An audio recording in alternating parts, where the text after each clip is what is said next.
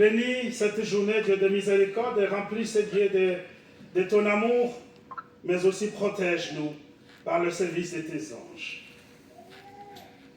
Donne-nous la communion avec nos prédécesseurs dans la foi jusqu'à l'autel apostolique. Exauce-nous au nom de ton Fils bien-aimé, notre Seigneur Jésus-Christ.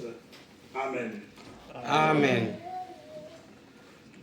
Chers frères et sœurs, ce dimanche matin, je voudrais vous annoncer la parole de grâce, celle qui nous a été donnée aussi par notre apôtre et patriarche.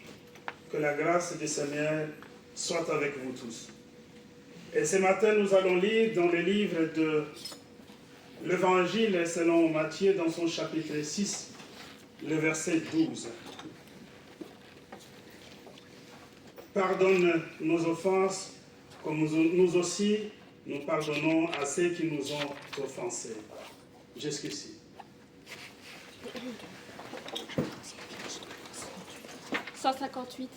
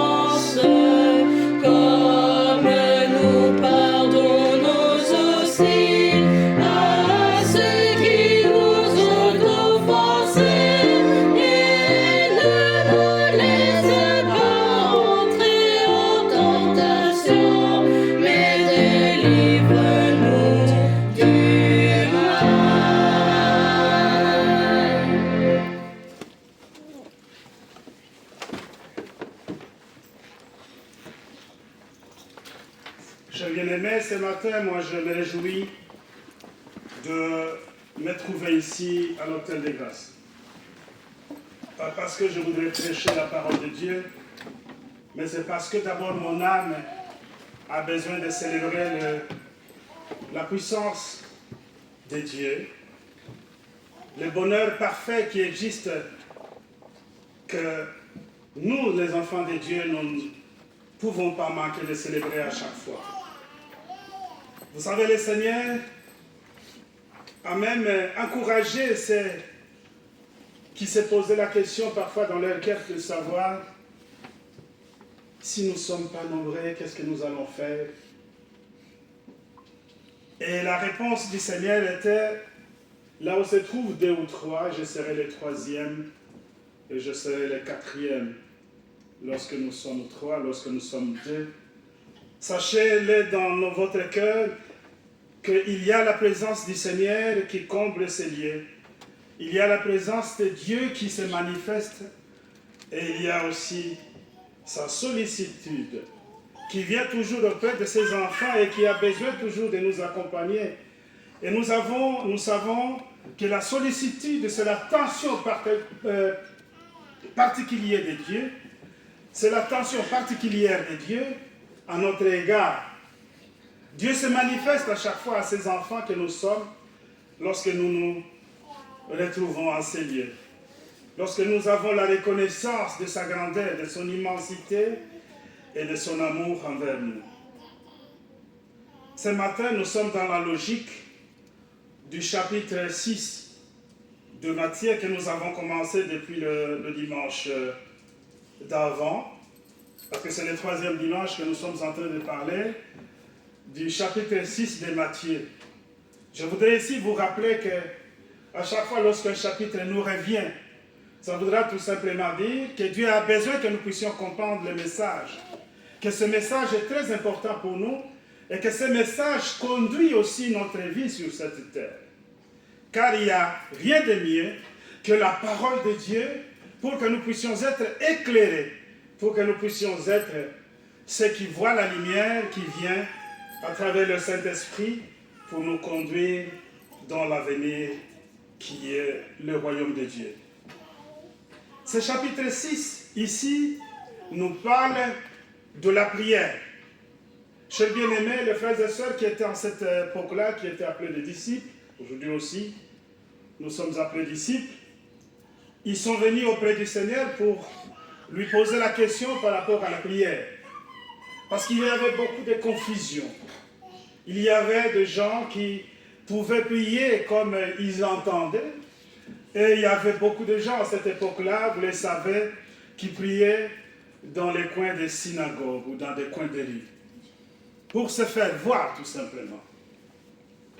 Et le Seigneur explique ici que ces gens qui veulent prier au vu de tous, ils le font pour leur gloire, ils ne font pas cela pour la gloire de Dieu. Et tous ceux qui veulent prier, il a donné une démonstration qu'ils devraient d'abord se retirer, se mettre à l'écart et prier le Dieu qui est dans le secret. Mais ils sont allés plus loin pour demander comment ils devraient prier. Parce qu'à chaque fois, je crois que la fois passée, nous l'avons dit, le Seigneur s'est retiré pour aller prier. Et souvent, il était toujours tout seul et ne pouvait pas suivre mot à mot de ce que parlait le Seigneur avec son Père, notre Dieu Tout-Puissant. C'est comme ça qu'ils sont venus avec cette question auprès du Seigneur pour savoir comment ils devraient prier. Cette question, aujourd'hui, elle est aussi d'actualité. Quand nous regardons autour de nous, parfois on se pose la question, mais comment est-ce que moi je vais prier? Quel est le langage que je dois aborder pour prier? Mais à chaque fois, nous devons nous référer de la réponse du Seigneur au premier disciple. Prier, c'est parler. Prier, c'est une conversation qui est entre une personne et une autre. Et dans ce cas ici, c'est une conversation qui concerne un enfant de Dieu avec le Dieu Tout-Puissant. Mais pourquoi est-ce que vous cherchez des mots? Parce que les gens veulent quoi? Les gens veulent impressionner tout simplement. Les gens veulent venir avec une certaine prière où ils sursautent, où ils crient, où ils veulent impressionner tout simplement les gens pour dire celui-là il sait bien prier et l'autre il ne le sait pas. Car Seigneur il dit lorsque vous priez, ne multipliez pas de vaines paroles. Lorsque vous priez et que vous priez beaucoup, vous êtes censé à multiplier, à revenir sur les mêmes paroles que vous avez déjà dites. Et lorsque vous revenez sur les mêmes paroles, ça signifie que vous êtes en train de multiplier de vaines paroles. Car le Seigneur, lui, il connaît le cœur de chacun. Il sonde notre cœur, il sonde nos reins, et il connaît dans la profondeur de notre cœur quelle est l'envie que nous avons avant d'ouvrir notre bouche pour pouvoir faire une demande à Dieu. C'est cela qu'il s'agit. Mais ici, on nous parle, le dimanche d'avant, on nous avait parlé que ton règne vienne dans la prière. Là, on a besoin du règne de Dieu auprès des hommes. Et nous l'avons bien expliqué, que ce règne qui devait commencer dans les cœurs, tout petit, comme une graine de sénévé, qui doit pouvoir grandir par rapport à ce que nous recevons à chaque fois, qui est la parole de Dieu, qui nous fait grandir, eh bien, ce règne s'établira au retour de notre Seigneur Jésus-Christ. C'est ce que nous attendons tous. Et le dimanche passé ici, avec notre évangéliste, nous avons aussi écouté la parole du pain quotidien. Donnez-nous notre pain quotidien. Un peu d'ensemble. Un pain qui nourrit l'âme. Ce pain-là qui vient nous donner la fortification l'efficacité, pour que nous puissions avancer, pour que nous puissions pas nous arrêter, comme ce fut le cas d'Élie après avoir combattu justement les prophètes de Baal. Je crois que le diacre a repris cette histoire dans sa première intervention ici. Je n'étais pas là, j'étais en train de travailler, mais je regardais heureusement qu'il y a notre diacre Balandaï qui reprend toujours nos services d'hiver. Et je regardais, il a parlé d'Élie. C'est Élie qui se présentait comme un homme devant le prophète de Baal qui était beaucoup et qui avait lancé un défi. Et lorsqu'il a réussi dans son défi, il a continué son voyage et quelque part, il s'est mis à sangloter, à dire mais on me recherche, on va me tuer, qu'est-ce que je dois faire? Et là est apparu l'ange de Dieu, est apparu la parole de Dieu, est apparue la force, l'intervention de Dieu, et qui lui a donné la force à travers la nourriture, à travers la parole. Prends le chemin et continue, car tu y es celui que j'ai choisi pour me représenter. Chers bien-aimés, chers frères et sœurs, notre chemin est encore devant nous. Et nous ne sommes qu'en train de regarder comment est-ce que nous allons franchir ces lieux où Dieu est en train de préparer pour que nous puissions nous reposer paisiblement, mais éternellement avec lui. Et là, le Père nous donne la force, comme c'est le Père qui a donné la force à Élie pour pouvoir cheminer, pour pouvoir continuer. Et aujourd'hui, nous avons la parole qui nous dit de pardonner. Pardonne-nous nos offenses, comme nous pardonnons aussi les offenses des autres. La force de pardonner. Chers bien-aimés, chers frères et sœurs, la force de pardonner. Ici, Pierre est allé devant Jésus-Christ. Il lui dit, mais combien de fois est-ce que je peux pardonner celui qui m'a offensé? Est-ce cette fois? Et voici la réponse de Jésus, cher bien-aimé. Elle est tellement éloquente, elle est tellement précise, elle a besoin que nous puissions nous aussi aujourd'hui intérioriser cette réponse de notre Seigneur Jésus-Christ pour que nous puissions continuer à la pratiquer. Dans Matthieu chapitre 18 verset 21, jusqu'à 30 ou 34 je crois, alors Pierre s'approcha de lui et dit, Seigneur, combien de fois pardonnerai-je à mon frère lorsqu'il péchera contre moi? Sera jusqu'à 7 fois. Il met déjà un nombre. Et Jésus lui dit, je ne te dis pas jusqu'à 7 fois, mais jusqu'à 77 fois 7. Ça, c'est par jour. On n'a jamais été offensé 3, 4, 5 fois par jour, nous. Peut-être c'est une fois, peut-être pas, de toute la journée. Mais le Seigneur lui recommande à Pierre que par jour, tu dois pardonner 77 fois 7. 70 en langue française, c'est 70, n'est-ce pas? Et lorsque quelqu'un peut pardonner en une journée, 70 fois 7 fois. Prenez 70 fois 7. 7 fois 7, c'est 49. 70 fois 7, c'est 490. Et c'est possible qu'on nous offense 490 fois par jour? Je ne pense pas. Mais regardez combien haut le Seigneur met cette barre du pardon que nous devrions accorder à nos offenseurs.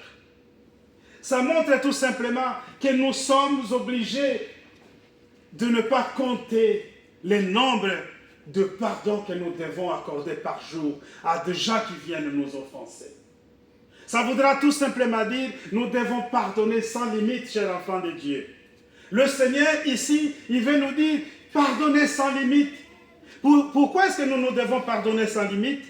Mais la réponse, elle est justement dans le chapitre que nous venons de lire. Pardonnez-nous nos offenses. C'est Dieu qui pardonne en premier. Et lorsqu'on regarde les offenses que nous avons contre Dieu, elles sont tellement énormes, elles sont tellement grandes que lorsque nous sommes pardonnés, nous sommes obligés de pardonner aussi nos offenseurs. Alors pour continuer, il dit, Jésus donne une parabole, chers bien-aimés, et je vais la lire. Cette parabole est tellement intéressante pour nous aussi. Jésus lui dit, je ne te dis pas jusqu'à 7 fois, mais jusqu'à 77 fois 7. C'est pourquoi le royaume des cieux est semblable à un roi qui voulait faire rendre compte à ses serviteurs. Quand il s'est mis à compter, on lui amena un qui devait 10 000 talents. Quand il n'avait pas de quoi payer, son maître ordonna qu'il soit vendu, lui, sa femme, ses enfants et tout ce qu'il avait, et que la dette soit acquittée. Le serviteur se jeta à terre, se prosterna devant lui et dit, Seigneur, aie patience envers moi, et je te payerai tout. Et mis de compassion, le maître de ses serviteurs le laissa aller et lui remit sa dette.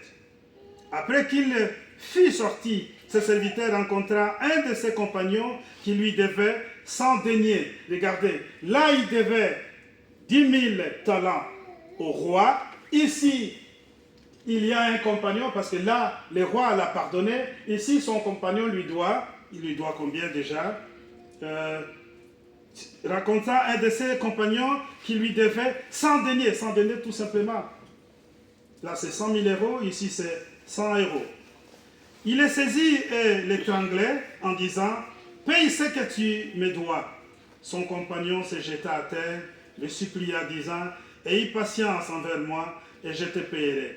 Mais l'autre ne voulut pas et il alla le jeter en prison, jusqu'à ce qu'il ait payé ce qu'il devait. Ses compagnons, ayant vu ce qui était arrivé, furent profondément attristés et ils allèrent raconter à leur maître tout ce qui s'était passé. Alors le maître fit appeler ses serviteurs et lui dit, « Méchant serviteur, je t'avais remis en entier ta dette, parce que tu m'en avais supplié. Ne devais-tu pas aussi avoir pitié de ton compagnon, comme j'ai eu pitié de toi ?» Et son maître, irrité, le livra au bourreau jusqu'à ce qu'il ait payé tout ce qu'il devait. Cette histoire, ça démontre tout simplement que nous avons besoin de recevoir un pardon qui vient de notre Dieu. Et Dieu a dans son cœur qui est immense, qui ne compte pas les fautes à longueur de journée que nous avons commises, mais qui nous pardonne à chaque fois. Et nous, à notre tour, qu'est-ce que nous faisons? Nous, à notre tour, nous disons à celui qui nous fait du mal, tu dois me le payer. Et tu dois me le payer jusqu'au dernier centime. Et tu dois me le payer jusqu'à ce que je quitte ce monde. Et voici cette histoire qui illustre tout simplement la grande bienveillance que Dieu a envers nous. Que c'est Dieu que nous avons toujours transgressé. Que c'est Dieu à qui nous avons toujours péché. Il nous accorde le pardon. Il nous accorde le pardon, un grand pardon, un immense pardon. Mais nous, une toute petite injure, un déplacement de langage, quelque chose qui n'a pas marché entre nous, nous nous mettons à l'écart, nous fermons notre cœur, nous ne voulons pas pardonner et nous disons, lui là, je ne le pardonnerai jamais. Êtes-vous sincère envers vous-même? Êtes-vous sincère envers ce Dieu qui vous a toujours pardonné? Êtes-vous sincère en vous regardant dans vos yeux, vos propres yeux, en vous regardant dans votre propre cœur, le petit cœur, là où c'est noirci par des pensées inutiles? Vous êtes sincère envers vous-même? Mais si Dieu nous a pardonné, si Dieu continue à nous pardonner, pourquoi est-ce que nous allons continuer à haïr les autres? Pourquoi est-ce que nous ne pouvons pas pardonner aux autres? Et vous savez, dans cette histoire, Jésus veut illustrer ceci. Il dit, lorsque vous n'êtes pas capable de pardonner à votre autrui, à votre prochain, alors on va vous jeter en prison. Parce qu'on vous a accordé la grâce. On vous a donné l'opportunité que vous puissiez rester libre. Car vous étiez sujet à devenir esclave. Non seulement vous, mais votre femme, vos enfants aussi, pouvaient devenir esclaves. Parce que la dette est tellement grande. 10 000 talents. 10 000 talents qu'il devait au roi. Mais lui, en tant que méchant serviteur, qu'est-ce qu'il fait? Il rencontre son ami, son compagnon, qui lui devait que 100 talents. Et il va étrangler son ami. Il va lui amener, je n'aime même pas les termes, je crois que je ne l'ai pas. Il amène cet ami-là jusque devant le juge et il le met en prison à cause des 100 talents, sans savoir qu'il venait d'être pardonné lui-même. Parce que lorsque la Bible dit, il lui a remis la dette. Ça signifie tout simplement, il lui a pardonné. La dette a été effacée, oubliée. Mais qu'est-ce qui est important dans cette histoire? Nous ne pouvons pas pardonner sans un repentir. Nous devons commencer par repentir. C'est cela aussi, je reviens justement à la parole de Jésus. Lorsqu'il donne la mission à ses disciples, ses apôtres, il leur dit, allez prêcher le pardon et la repentance. Car les gens qui viennent vers Dieu, ils doivent d'abord se repentir. Ils doivent d'abord regretter. Mais il ne s'agit pas tout simplement de regretter son péché ici, mais il s'agit de ne pas revenir sur ce péché-là qu'on a déjà regretté. On ne revient pas. On ne retourne pas dans le péché qu'on a regretté. Et lorsqu'on se repent, lorsqu'on a eu le pardon de Dieu, on a besoin de mettre toutes ces fautes à l'écart et de continuer toujours à voir le bénéfice de la parole de Dieu et le bénéfice de vivre dans la proximité de Dieu en tant qu'enfant de Dieu. Jésus dit ceci dans Jean 8 et 34. Quiconque se livre au péché est esclave du péché. Celui qui se livre chaque fois au péché, il devient tout simplement esclave du péché. Et l'esclave, vous le savez bien, il ne vit pas dans le palais. L'esclave, il vit en dehors du palais. Et l'enfant de Dieu qui est pardonné de ses péchés parce qu'il les a regrettés, lui, il vit dans le palais parce qu'il est fils du roi. Il n'est pas esclave du péché parce qu'il regrette à chaque fois son péché, parce qu'il sait que le péché, c'est quelque chose qui lui met en danger dans sa relation avec le Père Céleste.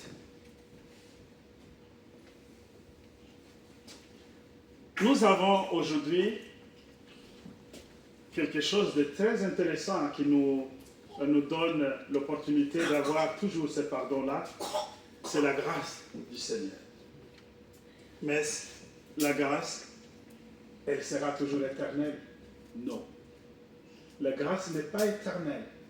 Il y a un moment où nous recevons aujourd'hui la grâce parce que nous sommes en train d'en bénéficier, mais il y aura un jour où la grâce ne sera plus d'actualité. Et lorsque la grâce ne sera plus d'actualité, où nous allons nous situer en ce moment-là? Car c'est le retour du Seigneur, car c'est l'enlèvement de l'Église épouse, et car aussi, si vous voulez bien, c'est le commencement de la fête de l'Église épouse avec l'époux, passant par les noces d'agneau, le retour sur la terre, le rétablissement du royaume de Dieu sur cette terre et l'éternité avec notre Dieu Tout-Puissant. Chers enfants de Dieu, le pardon est quelque chose de très important pour les enfants de Dieu. C'est ça qui nous fait distinguer des autres qui ne sont pas dans l'église, si je peux me permettre, l'église chrétienne. Parce qu'il n'est pas facile de pardonner.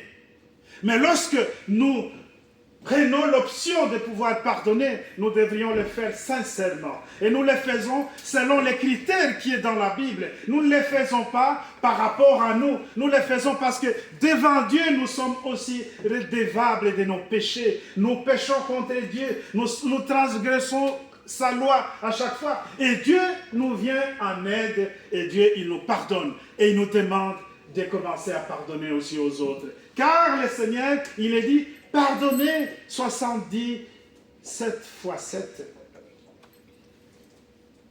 Pardonnez plusieurs fois. Pardonnez sans limite. Pardonnez pour être libre. Car lorsqu'on pardonne, on devient libre. Le pardon, c'est un pouvoir qui libère. Vous savez, lorsque vous êtes en foi avec quelqu'un, et que vous n'êtes pas sincère avec lui, peut-être dans le parcours de votre pardon, vous portez seul la charge. Vous portez seul la croix. Et vous vous sentez lourd dans ce que vous êtes, parce que vous ne savez pas pardonner et vous portez cette charge à chaque fois. Vous savez, même si vous êtes serviteur, qu'est-ce qui va vous arriver à chaque fois? Vous allez vous répéter. Vous allez vous répéter à chaque fois. Mais quelqu'un qui a un cœur léger, celui-là, il est toujours le bienvenu devant Dieu. Il reçoit la bénédiction. Il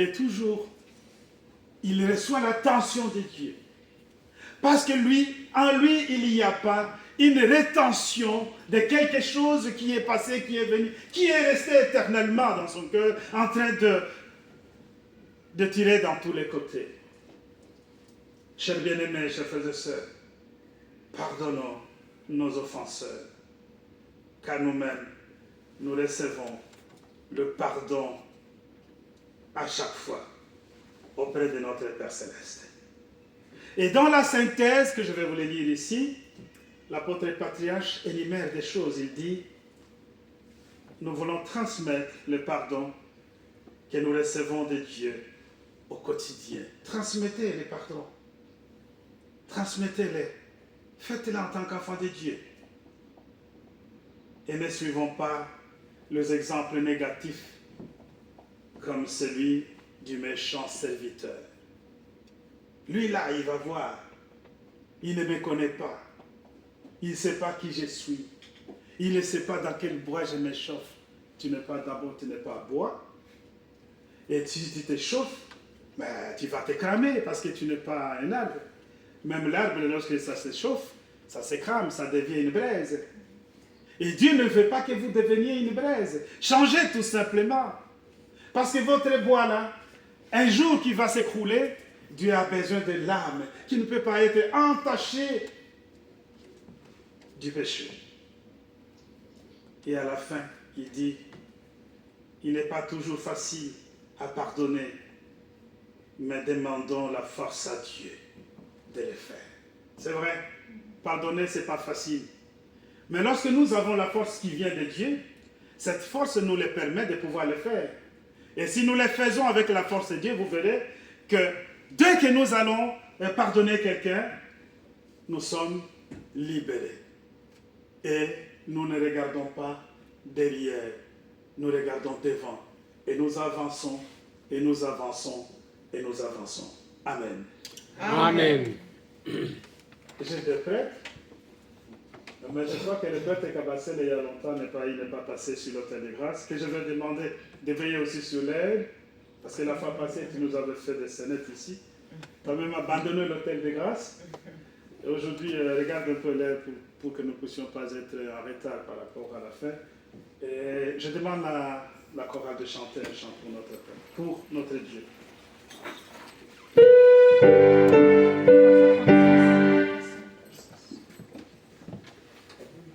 Répète le numéro. Ils n'ont pas bien entendu. 336.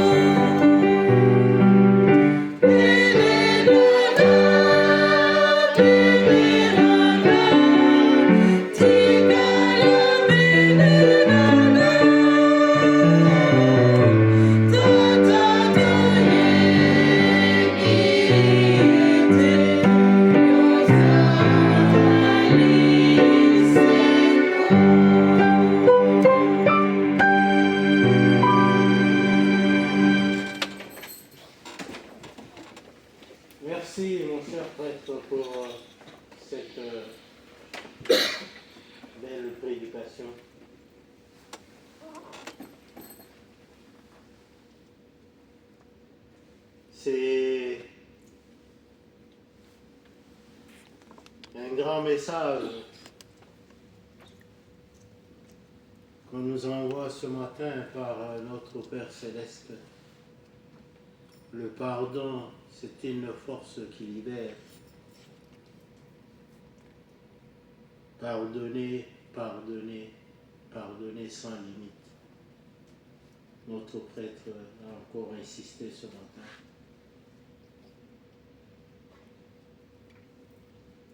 Et là, il faut prendre les dimensions de notre Seigneur Jésus-Christ, qui a pardonné même ceux qui lui ont arraché les habits. C'est tout ce qui lui restait comme dignité. Il a été livré en spectacle, comme on dit. Et aujourd'hui, il a tout pardonné. Et même quand il était sur la croix, il était mis dans le sac, dans un paquet de brigands. L'un à gauche, l'autre à droite. Il se moquait de lui, il disait, toi tu es le Fils de Dieu, le Tout-Puissant. Maintenant, tu es avec nous dans le même paquet. Il n'a pas réagi. Comme on nous dit dans la Bible, il était comme une brebis qu'on va pour tondre. Tout le mal qu'on lui faisait, il acceptait.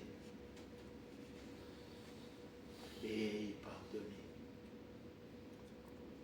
Pardonner, c'est oublier. Mais nous, dans notre vie des humains, nous avons toujours un carnet quelque part, une liste noire que nous gardons. On dit celui-là, bon, j'ai pardonné, mais je le tiens à l'œil. On a un casier judiciaire. Na lingala kutondi kolimbi seza kobosamete.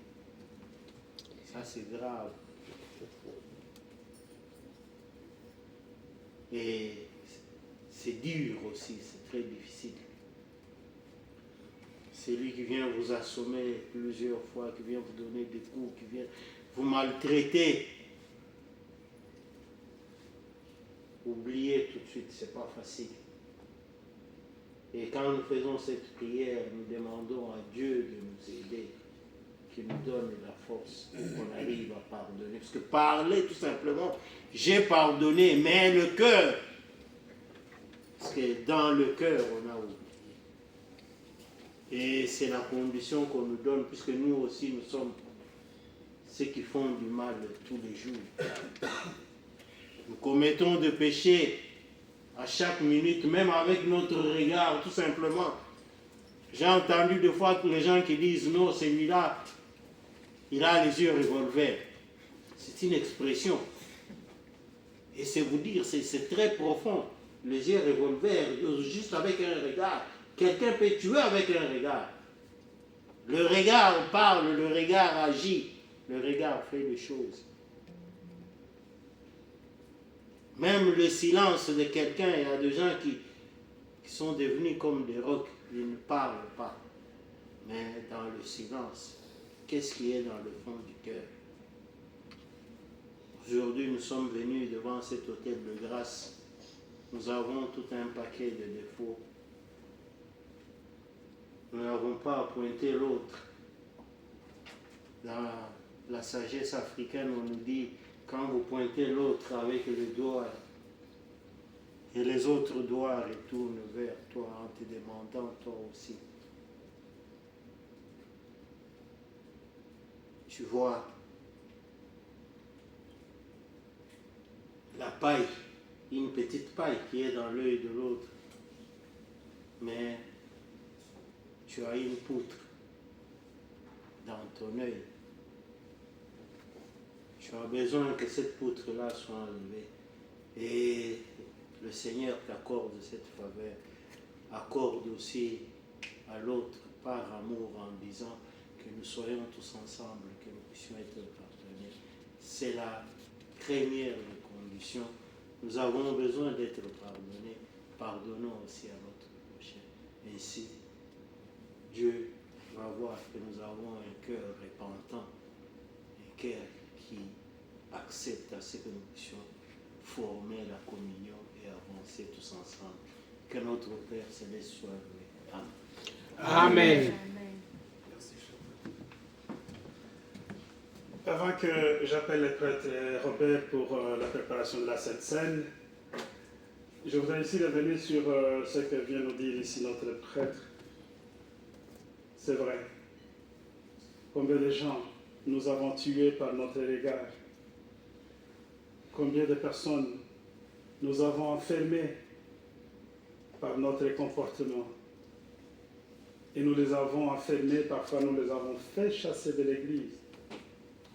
Nous nous rendons compte qu'aujourd'hui, Dieu a besoin que chaque âme puisse être celle qui a besoin de bénéficier le royaume de Dieu. Mais lorsqu'on arrive à un moment et qu'on a été celui qui a fait que cette âme puisse s'évader, c'est une grande chose. Je crois que j'avais dit ici une fois, peut-être dans la cuisine, de ceux qui font cela, on les mettra, je crois, un grand roc sur le cou ou une grande pierre et on les jettera dans la mer. Chers tous, permettez que je vous lise le message qui est dans Luc 13, le verset 3. C'est un message aussi de notre Seigneur Jésus-Christ par rapport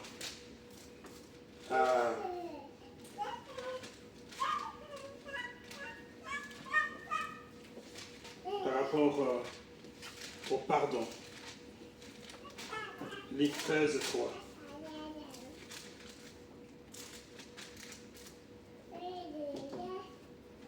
Non, je vous l'ai dit, mais si vous ne vous repentez, vous périrez tous également. Ici, il s'agit aussi de la repentance, car lorsque les paroles de Dieu viennent vers nous, elles viennent pour que nous puissions en saisir l'opportunité.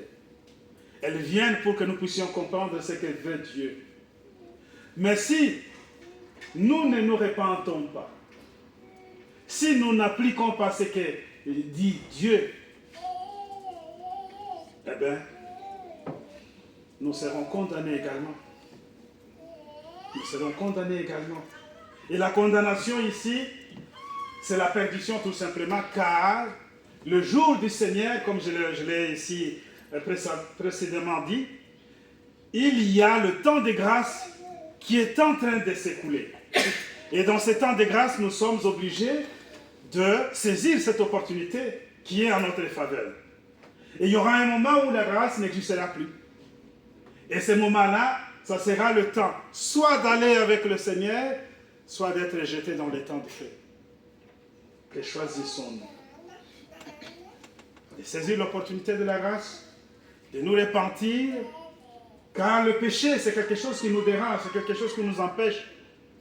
Mais nous avons cette opportunité de pouvoir mettre en place notre propre résolution dans la foi, à la lumière de la parole et du Saint-Esprit, pour que nous puissions cheminer avec Dieu dans la vérité de la parole.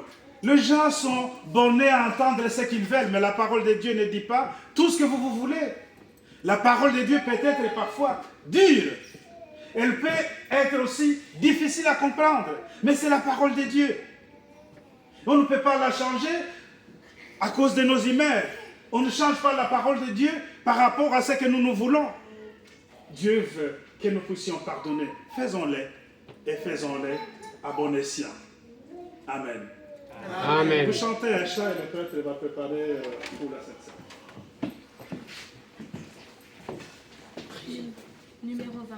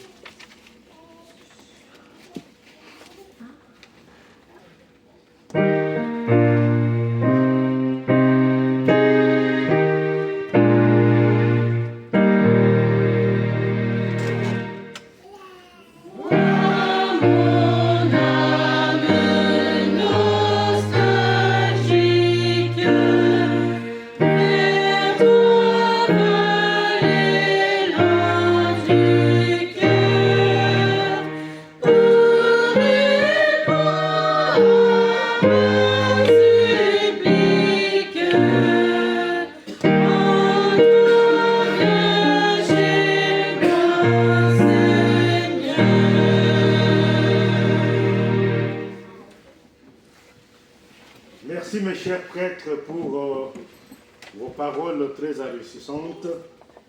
Merci la chorale. Merci mes bien-aimés, frères et sœurs en Christ, pour votre présence ce matin. Maintenant, nous allons nous préparer pour les pardons du péché, pour pouvoir prendre le corps et le sang de Jésus-Christ, notre Seigneur, notre Sauveur.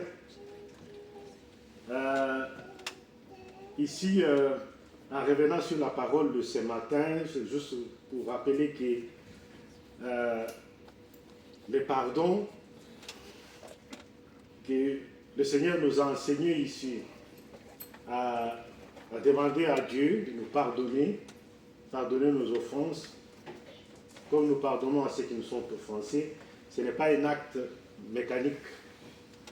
Donc, ça veut dire que nous ne pouvons pas nous faire comme le serviteur méchant ici, demander le pardon à Dieu et l'obtenir, et par après ne pas être à mesure de pardonner le prochain. Mais revenir chaque fois à Dieu, voilà, pardonnez-moi, mais moi je n'ai pas pardonné. Comprenez ici que le bon Dieu, malgré sa miséricorde, sa gratitude, peut être pas content avec nous. Cela, il est très important de commencer d'abord par pardonner à ceux qui nous sont offensés, demander à Dieu, parce que pour pouvoir obtenir cette grâce, il faut d'abord penser à la première étape de notre Père, où nous disons que son nom soit sanctifié. Nous nous adressons à un saint. Nous devons être saints, propres, blancs comme neige. Et c'est la raison pour laquelle chaque dimanche nous venons, nous préparons, et afin de recevoir le corps et le sang de Jésus-Christ, qui est comme une sorte de remplir le réservoir pour continuer sur la route vers le salut. Parce que notre objectif, c'est chercher le salut, chercher à être présent, sélectionné, le jour du retour de notre Seigneur Jésus-Christ. Et c'est très important, de chaque fois qu'il y a une possibilité d'assister à la Sainte Seine, de saisir cette occasion pour être en bonne et due forme avec la volonté de Dieu, au nom puissant de son Fils Jésus-Christ, notre Seigneur et notre Sauveur. Amen. Amen. Donnez-nous les chants et nous passons directement à l'absorption du Père. Le chant pour la repentance.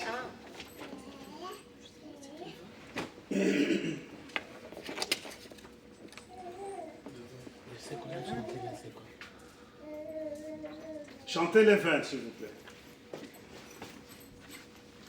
Le deuxième strophe.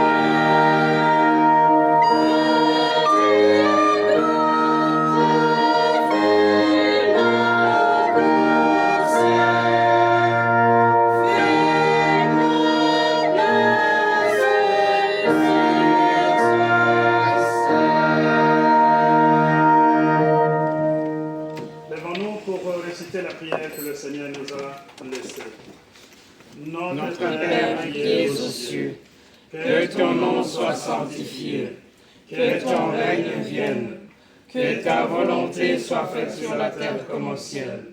Donne-nous aujourd'hui notre pain quotidien. Pardonne-nous nos offenses, comme nous pardonnons à ceux qui nous ont offensés. Ne nous induis pas en tentation, mais délivre-nous du mal. car c'est à toi qu'appartiennent, dans tous les siècles, le règne, la puissance et la gloire. Amen. Selon la mission que j'ai reçue de l'apôtre et mon mandat, je vous annonce la bonne nouvelle. Au nom de notre Seigneur Jésus-Christ, le Fils du Dieu vivant, vos péchés vous sont pardonnés. La paix du ressuscité soit avec vous. Amen. Amen. Éternel Dieu de toute bonté, mon Père Céleste, nous te sommes très reconnaissants pour ce chapitre important de notre vie chrétienne. Tu nous as montré combien nous sommes aussi utiles lorsque nous pouvons donner le pardon à notre autrui.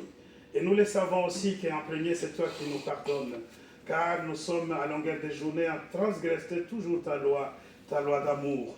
Lorsque tu nous parles de l'amour, notre Dieu Tout-Puissant, nous ne pouvons pas faire quelque chose qui va à l'encontre de notre contemporain, car nous le faisons chaque fois. Et c'est pourquoi nous te disons merci déjà pour nous avoir pardonné et donne-nous la force, car cette force de pardonner ne peut venir que de toi, notre Dieu Tout-Puissant.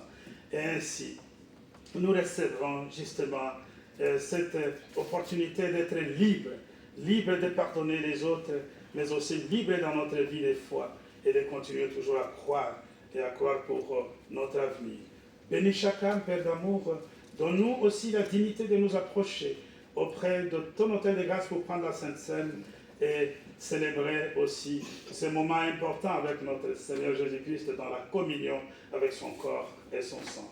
Donne-nous mieux et plus que nous pouvons te demander en parole et exauce-nous au nom de Jésus. Amen. Amen. Nous allons célébrer la Sainte Seine.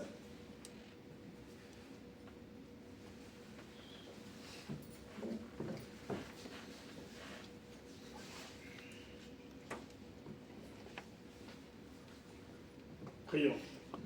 Au nom de Dieu, le Père, le Fils et le Saint-Esprit, je consacre le pain et le verre pour la Sainte Seine et je dépose le sacrifice unique de Jésus-Christ valable en toute éternité. Car le Seigneur prit du pain et du vin, rendit grâce et dit, « Ceci est mon corps qui est donné pour vous. Ceci est mon sang, le sang de la nouvelle alliance, qui est répandu pour beaucoup pour le pardon des péchés. Mangez et buvez, faites ceci en mémoire de moi. Car toutes les fois que vous mangez ce pain et que vous buvez ce vin, vous annoncez la mort du Seigneur jusqu'à ce qu'il revienne. Amen. Amen. Le corps et le sang de Jésus sont donnés pour toi. Amen.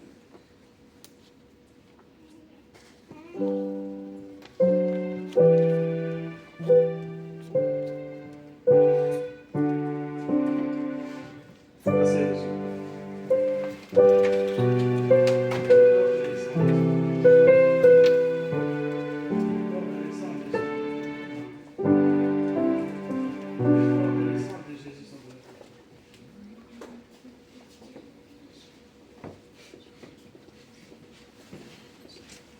Le corps et le sang de Jésus sont donnés pour toi. Amen.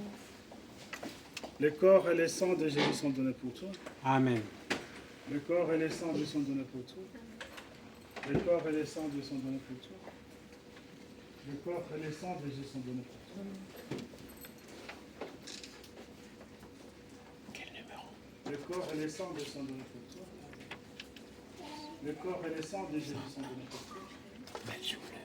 Le corps et le sang de Jésus sont donnés pour toi. Le corps et le sang de Jésus sont donnés pour toi.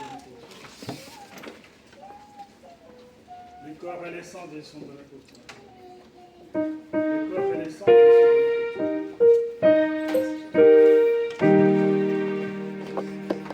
Le corps et le sang de Jésus sont donnés pour toi. Vous pouvez chanter. Ce soir, Le corps et le sang sont donnés pour toi.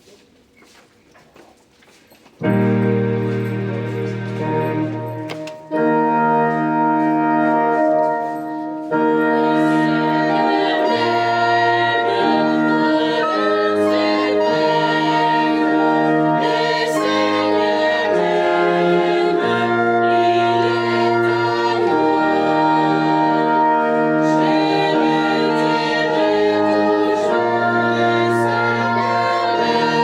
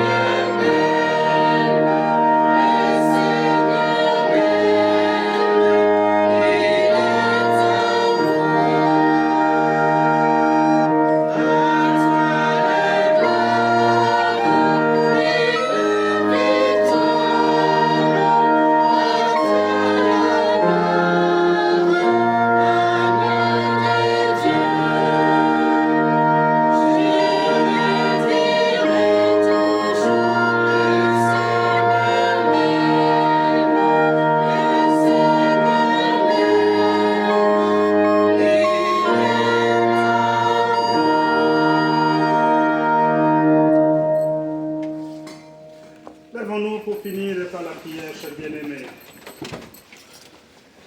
Éternel Dieu de toute bonté, mon Père Céleste, à la fin de ce service divin, nous venons encore auprès de toi pour te remercier. Nous sommes reconnaissants de la parole que tu nous as donnée. Nous sommes très reconnaissants pour le pardon que tu nous accordes à chaque fois, Père. Nous ne voulons pas être de serviteurs méchants qui ne veulent pas aussi pardonner les autres, mais nous voulons appliquer la loi de l'amour qui nous a été enseignée par le Seigneur, que nous devrions pardonner plusieurs fois sans limite à longueur de journée pour ceux qui nous font du mal. Père d'amour, nous savons que ce n'est pas facile, mais avec la force du Saint-Esprit, nous sommes capables de le faire car nous avons reçu une promesse importante, plus que ce que nous pouvons vivre sur cette terre. Nous sommes des enfants de promesses. Donne-nous toujours l'opportunité d'observer ta parole, mais aussi de la discerner à chaque fois. Bénis nos frères et sœurs ici présents. Bénis aussi nos frères et sœurs qui sont absents. Beaucoup travaillent en ce moment. Beaucoup sont en vacances, Père d'amour. Que ta main les accompagne à chaque lieu où ils se trouvent. Dieu d'amour, nous t'accordons aussi tous les malades. Nous voulons que tu les bénisses et tu les assistes, que tu les guérisses aussi. Là où c'est possible, donne l'opportunité que ton nom puisse être exalté, glorifié à jamais. Nous te prions, Père de miséricorde, pour les offrandes que tes enfants apportent dans ton Église, que tu béniras chaque enfant de Dieu, que tu béniras aussi son sacrifice, afin qu'il puisse être toujours sous ta bénédiction, mais aussi sous ta protection et sous ton amour. Nous prions pour cette journée aussi, qui va continuer avec la chorale à Liège. Donne-nous, Dieu d'amour, un chemin béni jusqu'à arriver à Liège pour déposer les choristes, et tu nous accompagnes, Père de miséricorde, jusqu'à notre retour. Nous prions pour notre communauté. Nous prions, Père de miséricorde, pour l'union et la communion ensemble. Nous prions pour les événements que nous venons de passer aussi, qui ont été excellents. Et nous prions aussi pour l'avenir. Nous voulons être toujours unis et dans la cohésion, travailler pour le bien de cette petite communauté. Nous prions pour les frères et sœurs. Nous prions pour les familles, nos enfants. Nous prions aussi pour ceux qui sont des jeunes qui se trouvent en vacances scolaires. Dieu de miséricorde, apporte ton soutien et ta main envers chacun d'eux. Bénis, Père de miséricorde, chaque parole, bénis chaque acte de tes enfants dans les quotidiens. Donne-nous mieux et plus que nous pouvons te demander en parole, et donne-nous la communion avec nos prédécesseurs dans la foi jusqu'à l'autel apostolique. Au nom tout-puissant de ton Fils bien-aimé, notre Seigneur Jésus-Christ. Amen. Amen. Que la grâce de notre Seigneur Jésus-Christ, l'amour de Dieu et la communion du Saint-Esprit soient avec vous tous. Amen.